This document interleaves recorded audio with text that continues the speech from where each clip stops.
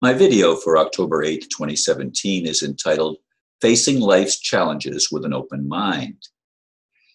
It's frustrating to me when I am challenged with real in-my-face issues, such as my car having one problem after another and sitting several miles from home at a friend's house less than an hour after picking it up at the repair place where I had just had 2 additional components replaced following replacing the battery a couple days earlier.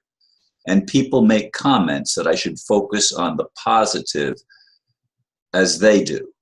What bollocks! Imagine if I did not focus on the issues at hand, I would have a broken down car that would never get fixed.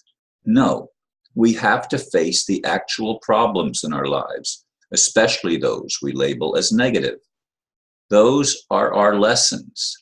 The world is the way it is for many reasons, known and unknown.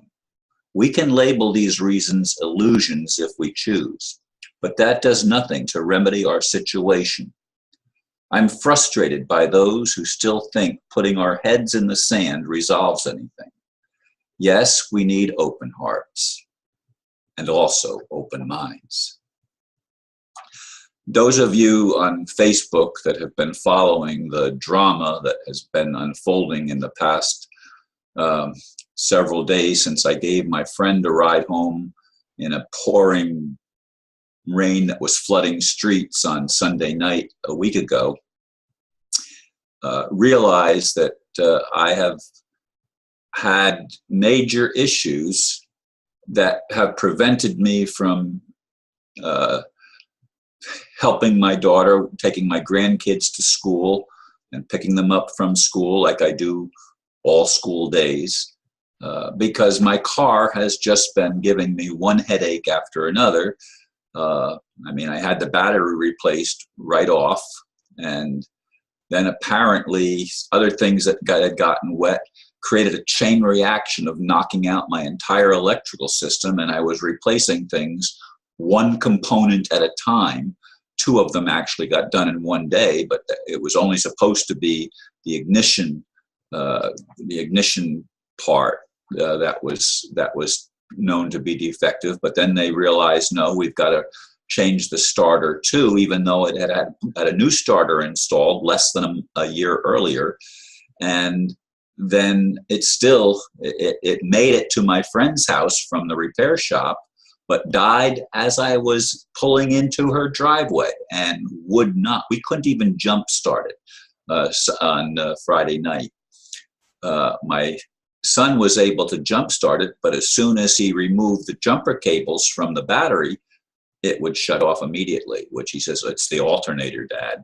And he tackled the job of removing the alternator and taking it to checking out some places and checking out where they had one in another alternator in stock, and found a brand new alternator for my car, which is a 2001 model Hyundai. But anyway, together he and I actually worked on both removing the old one and putting the new one in.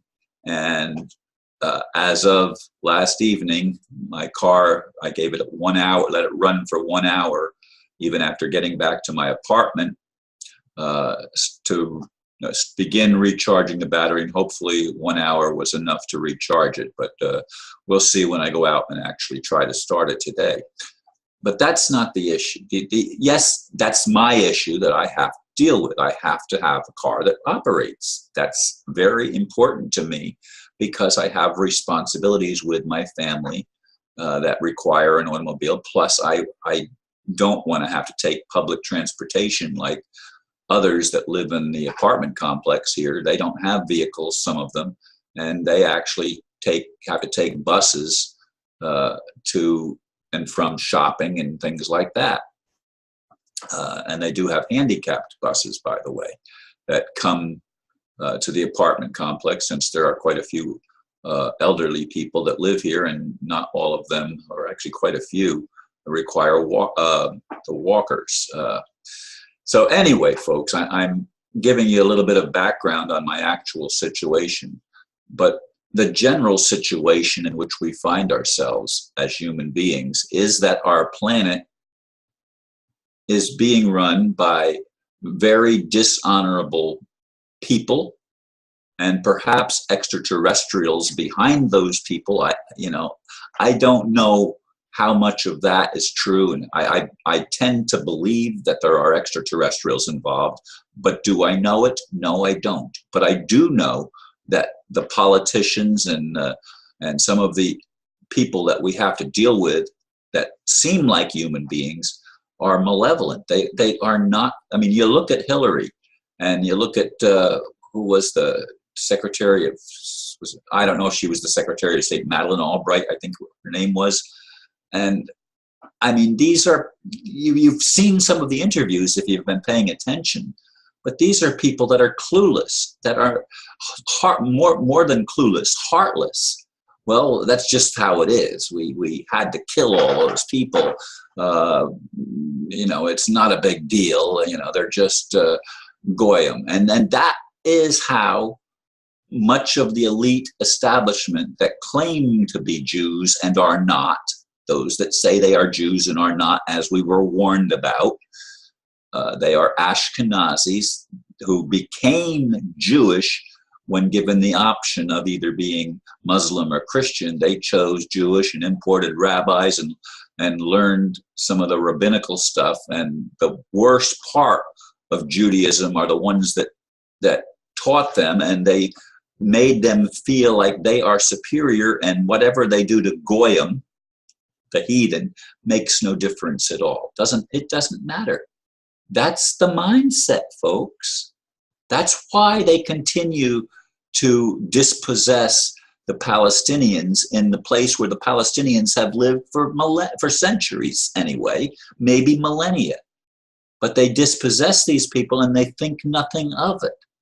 And you go back to the Bible, and the Bible says to kill all these people that are, it's like there's a superior class. No, there isn't. We're not in classes. There's only one family of humans. I believe there's only one family of humans, and we have to love one another. That's what open hearts is. But sometimes religion, unfortunately, which means to bind, and it binds us in the mind. It binds our mind so that we can't see outside the box that we've created or has been created for us, that gives us an illusion of comfort. But it's a lie. It's all fabrication based on something that is not grounded in reality and grounded in actual experience that we have as human beings. Folks, we need to wake up. We need to face the challenges we face with a mind that's open and with a heart that's open, and we need to remember how to listen and how to respond in as loving a way as possible. We're not going to see, because we've been brainwashed and we've all been taught different things from different perspectives, we're not going to be able to completely understand each other right away. It's going to take some time to develop a system where we can actually bring some kind of harmony into place. And ultimately, eventually, we will be able to love one another, but not by segregating and pushing out to the side and pretending it doesn't exist. That won't work. We have to deal with the issues, whether we want to call them illusions or not. We have to deal with the issues that we face. The issues are real. They're not illusionary. They are real issues. And we need to open our minds, open our hearts, and love one another and listen to one another. Why is that such a difficult thing to grasp? It's only difficult if you're stuck in a mindset that is poisoned and has been taken over for nefarious purposes. Thank you for listening, and namaste.